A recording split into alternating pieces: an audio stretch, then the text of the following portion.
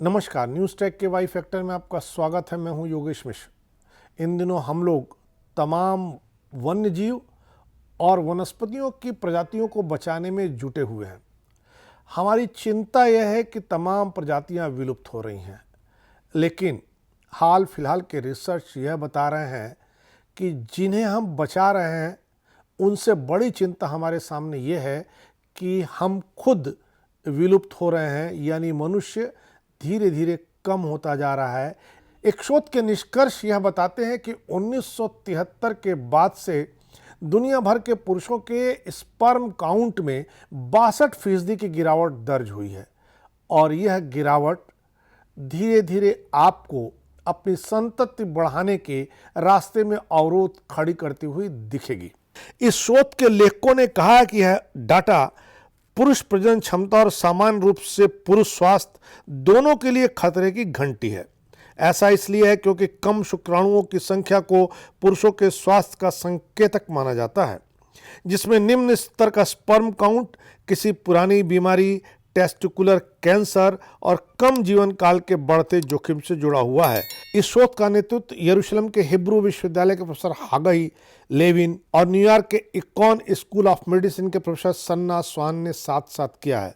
Professor Lewin का कहना है कि शोध के नतीजों से हमें चिंतित होना चाहिए और यह मानव संतति के लिए एक बड़े अलार्म और बड़े खतरे का संकेत दे रहा है। उन्होंने कहा कि गिरावट की प्रवृत्ति बहुत स्पष्ट है, गिरावट बहुत वास्तविक है और गिरावट बहुत तेज है। स्पर्म काउंट पर 2017 के प्रोफेसर लेविन के ही एक अन्य अध्ययन में कहा गया था कि अमेरिका, यूरोप, ऑस्ट्रेलिया और न्यूजीलैंड के पुरुषों में शुक्राणुओं की संख्या 1973 और 2011 के बीच 50% घट गई है। नए अध्ययन में 1973 से 2018 तक का डेटा शामिल है।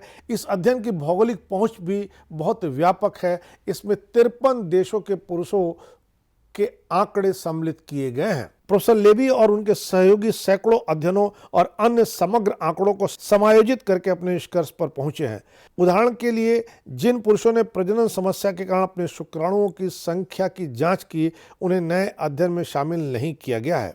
यह शोध पत्र ह्यूमन रिप्रोडक्शन अपडेट जर्नल में प्रकाशित हुआ है। शुक्राणुओं की 62% कम संख्या यह बताती है कि औसत स्खलन में मौजूद शुक्राणुओं की संख्या प्रति मिलीलीटर वीर्य में शुक्राणुओं की सांद्रता 52% से कम होकर लगभग 50 मिलियन हो गई है। हालांकि अभी भी विश्व स्वास्थ्य संगठन के कट ऑफ 15 मिलियन से ज्यादा है। जब शुक्राणुओं की एकाग्रता 40 मिलियन प्रति मिलीलीटर से कम हो जाती है तो प्रजनन क्षमता धीरे धीरे कम होने लगती है। प्रोफेसर लेविन ने अध्ययन के समग्र निष्कर्षों पर चर्चा करते हुए कहा कि हमारे निष्कर्ष कोयले की खान में पक्षी के रूप में काम करते हैं। हमारे सामने एक गंभीर समस्या है जिसे अगर कम नहीं किया गया तो यह मानव जाति के अस्तित्व को खतरे में डाल सकती है। इन सभी प्रजातियों के लिए स्वस्थ वातावरण को बढ़ावा देने और हमारे प्रजनन स्वास्थ्य को खतरे में डालने वाले जोखिम और व्यवहार को कम करने के लिए तत्काल वैश्विक कार्रवाई का आह्वान किया जाना चाहिए।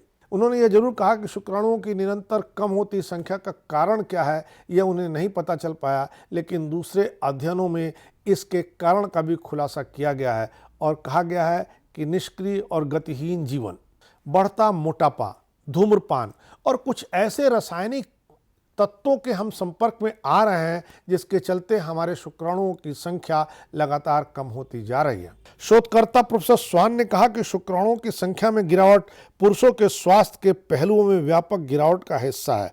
उन्होंने कहा पुरुषों की शुक्राणु एकाग्रता और कुल शुक्राणुओं की संख्या में हर साल 1% से अधिक गिरावट आ रही है। यह बात उनके शोध पत्र में बताई गई है। अन्य पुरुषों के स्वास्थ्य परिणामों में प्रतिकूल प्रवृत्तियों के अनुरूप हैं। इनमें टेस्टिकुलर कैंसर, हार्मोनल व्यवधान और जननांग जन्म दोष शामिल हैं। साथ ही साथ महिला प्रजनन स्वास्थ्य में गिरावट भी शामिल है। यह स्पष्ट रूप से अनियंत्रित तौर पर जारी नहीं रह सकता है। इसे नियंत्रित किए जाने की ज़रूरत है, क्योंकि अगर ऐसा नहीं होता है तो हमें पुरुषों के स्वास्थ्य के प्रति भी अपनी चिंता बढ़ानी होगी।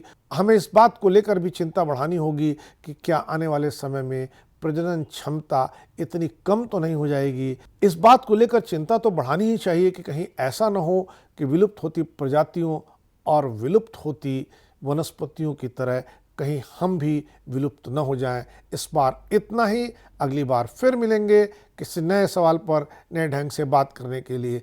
तब तक के लिए नमस्कार।